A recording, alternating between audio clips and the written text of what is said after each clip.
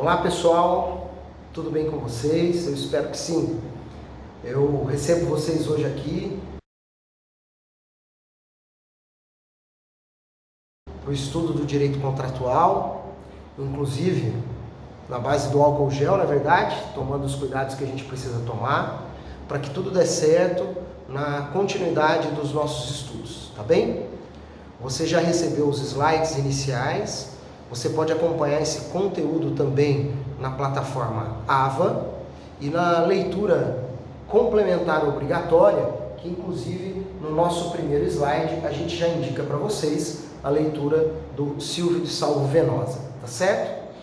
A aula de hoje vai tratar de classificação dos contratos, tá ok? Unidade 3 de direito contratual, classificação dos contratos. Percebam vocês, como sempre, que cada unidade é dividida em 5 sessões. Nós vamos falar sobre todas elas. Especificamente sobre a aula de hoje, galera, eu gostaria de lembrar o seguinte: esse tema já foi amplamente estudado por vocês em Teoria Geral do Direito Civil, porque quando se estuda a classificação dos negócios jurídicos, exatamente se trata dos mesmos temas que nós trataremos hoje. Razão pela qual, independente de estarmos aqui num vídeo, também faríamos isso em sala de aula, teremos uma aula consideravelmente curta, porque se trata mesmo de um encaixe de ideias, se trata mesmo de um alinhamento conceitual, mas não é nada novo, vocês vão perceber durante a nossa conversa, beleza? Prepare o seu slide, deixe ele aí na sua frente, para que você possa acompanhar a aula da maneira mais adequada. Vamos lá? Em primeiro lugar, então, vamos lembrar o seguinte: a classificação é importante para organizar os conceitos, facilitar, sobretudo, a aplicação de regras jurídicas que são específicas, ora para um, ora para outro cenário. Pensem bem que num contrato de compra e venda, por exemplo, estamos falando de contratos em que as duas partes do contrato recebem ônus, impacto financeiro no contrato. Ou seja, diferente de um contrato de doação pura, aonde somente o patrimônio de um dos contratantes sofre impacto. Então, não é possível tratar esses dois contratos de maneira idêntica, razão pela qual a classificação nos permitirá tratá-los de maneira adequada, cada um com o seu perfil, ok? Em primeiro lugar, nós vamos falar, como mostra o nosso primeiro slide, da classificação dos contratos quanto ao surgimento ou não de obrigações para ambas as partes. Todo contrato gera obrigações, porém, se gerar obrigações para apenas um dos contratantes, nós estaremos diante de um contrato unilateral.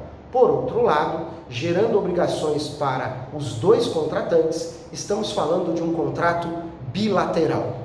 Este último recebe da doutrina, por força da tradição romana, o nome de contrato sinalagmático, exibindo mesmo para nós um equilíbrio, dada a bilateralidade das obrigações.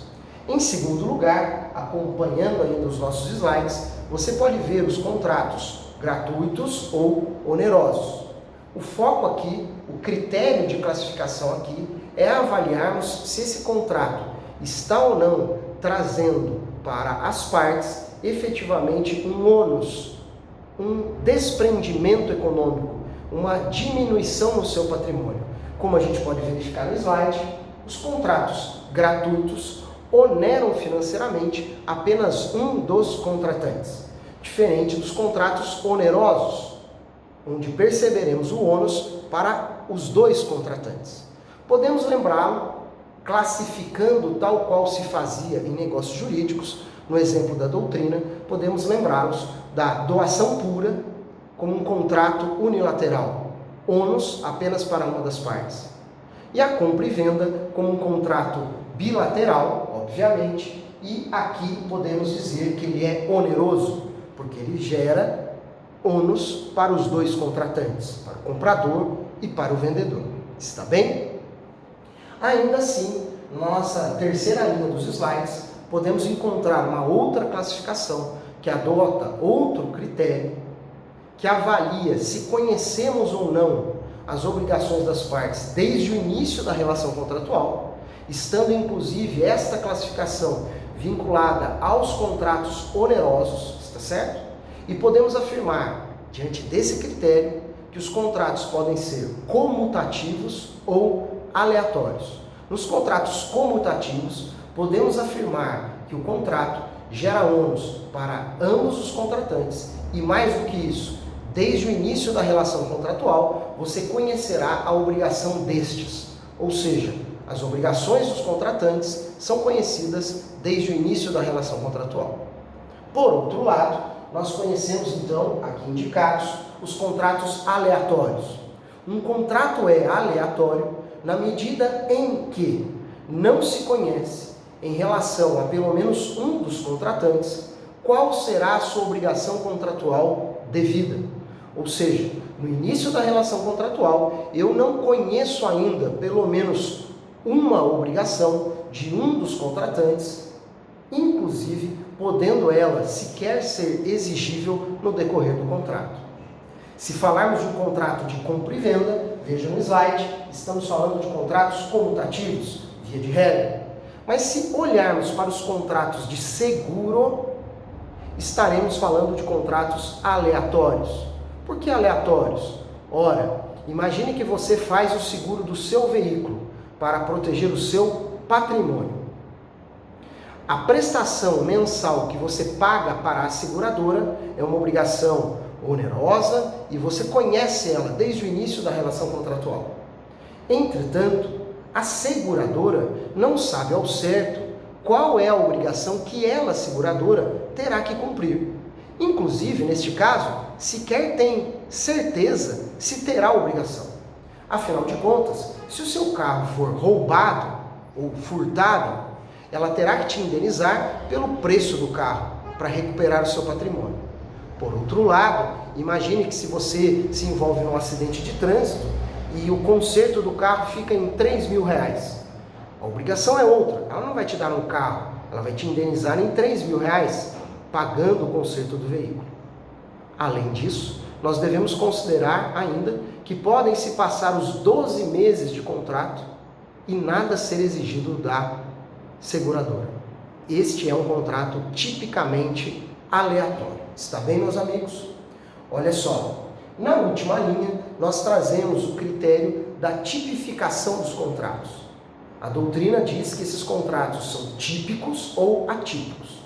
Alguns autores usam quase sempre como sinônimo, outros não, mas não vem ao caso, o termo contratos nominados. Significa dizer que os contratos podem ser nominados ou inominados.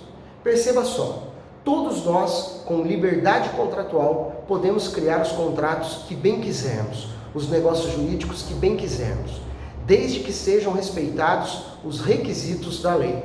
Exemplo, capacidade das partes, objeto lícito e etc.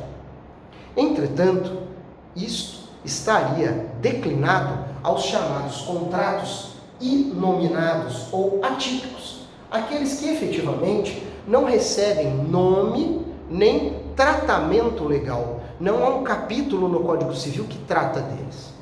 Um exemplo de contrato inominado ou atípico é o contrato de parceria. A lei não o prevê, mas nós podemos celebrar, faz parte do uso da nossa liberdade contratual. Sem dizer, meus amigos, por outro lado, que nós temos muitos contratos típicos ou nominados, que seriam os contratos que possuem uma regulamentação legal básica, tanto quanto são típicos porque, além de regras previstas na lei, esses contratos recebem um nome. Veja a Lei de Locações, que regulamenta e dá nome a espécies de contratos de locação. Locação de imóvel urbano, locação de imóvel urbano para fins residenciais e outras coisas do tipo. Beleza? Nessa primeira etapa, então, nós verificamos 4 classificações contratuais. Vamos avançar mais um slide para continuar essa aula já na sua parte final, ok? Acompanhem comigo. Os contratos também podem ser chamados, como está disposto aqui na primeira linha, em contratos solenes, contratos consensuais e contratos reais. Você deve se lembrar que nós estudamos o princípio do consensualismo. Para o direito civil brasileiro, a formação do contrato depende apenas da vontade das partes. A formalidade, meus amigos, é uma exceção, não é verdade? A gente repetiu isso já em várias aulas. Pois bem, a formalidade é uma exceção. Existem, portanto, e essa é a regra, os chamados contratos consensuais, aqueles que se perfazem pelo simples acordo das partes, sem nenhuma outra exigência. Por outro lado, você também já sabe que existem os contratos solenes. Neste caso, a lei exige para estes uma forma, uma solenidade para que ele venha a surgir e tenha validade. É o exemplo da compra e venda de bens imóveis. Só se adquire a propriedade dos bens imóveis através do registro da compra e venda na matrícula do imóvel. Está certo? Eu elaboro no cartório de títulos e documentos a escritura pública de compra e venda, que é um contrato por escritura pública, e levo este contrato, essa escritura pública, no cartório de registro de imóveis, onde será declinada às margens da matrícula do imóvel a alteração da propriedade. Essa é uma solenidade. E o principal objetivo é gerar segurança jurídica para os contratantes, dado que os bens imóveis são chamados de bens de raiz e têm geralmente um valor econômico considerável. Além dos contratos consensuais, dos solenes, dos reais, além dos contratos consensuais, dos solenes, nós temos os reais. São aqueles que, dada a natureza do negócio, e aqui digo, até mesmo independente de previsão legal, somente se perfazem com a entrega da coisa. Querem ver um exemplo? Contrato de comodato. Vamos imaginar que você, aluno, vai buscar um livro lá na biblioteca, emprestado.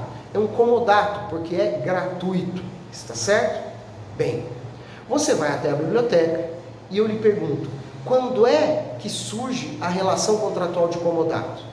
Ora, a sua principal obrigação no comodato é devolver, restituir a coisa no prazo estipulado, quando houver prazo, quando for exigido da devolução, quando não houver prazo, está certo? Portanto, a sua principal obrigação é devolver o objeto. Ora, enquanto você não recebe o livro, você não tem condições de devolver, nem sequer de cuidar da coisa. É por isso que nesse tipo de contrato, dizemos contrato real, o contrato somente surge com a entrega do objeto. Está claro? Seguindo aqui em frente, nós temos mais uma classificação. Duas, na verdade, que são na sequência muito simples, porque nós já estudamos em outras disciplinas, seja em direito das obrigações, seja lá em negócios jurídicos, na parte geral. Podemos dizer que os contratos são principais ou acessórios. Prestem bem atenção. Há no Código Civil, você já estudou, a regra que determina que o acessório segue a mesma sorte do principal. Dito isso, eu tenho relações contratuais em que eu percebo que um dos contratos é principal em relação ao outro. Lembre-se, por exemplo, do contrato de fiança locatícia. O contrato de locação é o contrato principal e a fiança é um contrato acessório. Os dois são redigidos efetivamente no mesmo documento. Eu tenho dois contratos num único instrumento contratual, num único texto, está claro? Mas efetivamente a fiança é acessória, porque o contrato de fiança visa garantir o contrato de locação, garantir o adimplemento do contrato principal. Desta feita, meus amigos, podemos aqui aplicar as regras de que o acessório segue a mesma sorte do principal. Se o contrato de locação for extinto, anulado, o contrato de fiança o será. Mas se o contrato de fiança for, por alguma razão, extinto ou anulado, ele não prejudicará a vida própria do contrato de locação. Está bem? Outro bastante simples é o contrato pessoal ou impessoal. Vejam só, estudamos isso em direito das obrigações. As obrigações podem ser personalíssimas ou não personalíssimas. As obrigações personalíssimas são aquelas celebradas em razão da pessoa, intuito personae, certo? Nós já estudamos isso. Portanto, existem contratos que levam em conta, sim, quem é o outro contratante. Pense na advocacia. Eu estou aqui hoje no meu escritório, filmando essa aula para os senhores de uma maneira bem improvisada, né? Depois eu vou colocar uma foto aqui da bagunça para vocês, se tudo der certo. Mas, de fato, a advocacia é um exemplo de contratos pessoais. Você deposita sua confiança no advogado. Você deposita confiança, seja pela pessoa, da personalidade dele que você conhece, seja pela boa técnica que você indica que ele tem e ninguém vai ter no lugar dele. São contratos pessoais. Eu celebro esses contratos levando em conta a figura do contratante. Está claro? E por fim, encerrando já as espécies que nós estudaremos, na parte final aqui do slide, acompanhe comigo, nós temos os contratos por prazo determinado e os contratos por prazo indeterminado, meus amigos. Olha só, o contrato pode ser celebrado tendo um prazo inicial de vigência e um prazo final de vigência. Significa dizer que eu tenho um contrato por prazo determinado. Ele tem um termo, evento futuro e certo, um termo inicial e um termo final. Está bem? Contratos por prazo determinado. Mas existem contratos que desde o início são celebrados com termo inicial, mas sem termo final. Ou então, às vezes, um contrato é celebrado por prazo determinado, ele tem início, ele tem fim. Esse contrato é prorrogado automaticamente e a partir daí ele se torna um contrato por prazo indeterminado. Esse meu último fator explicado é muito comum nas locações. Você celebra uma locação por 30 meses, mas você permanece no imóvel após o último mês. O que acontece? Por força inclusive da lei, o contrato se transforma num contrato por prazo indeterminado. A principal consequência é que nos contratos por prazo determinado não se admite, salvo exceções, a rescisão unilateral do contrato, porque as partes imaginam aquela vigência como o tempo necessário para a exploração das expectativas contratuais. Muito bem? E para finalizar, afinal de contas, já é sabido e vocês conhecem, fica aqui a minha dica do caixa de ideias ou do fora da caixa, como eu tenho dito em sala de aula. Consultem esse acórdão, porque ele é muito importante para reforçar o seu aprendizado. Ainda mais agora em que você, mais do que nunca, precisa mesmo acompanhar as aulas com atenção e aproveitar ao máximo a doutrina para suas leituras, bem como as leituras complementares para forçar o seu aprendizado. Veja só, nesse caso, estamos falando de um recurso especial frente ao STJ. Leia o acórdão, entenda exatamente o que eu estou pedindo aqui, porque é matéria de prova, beleza?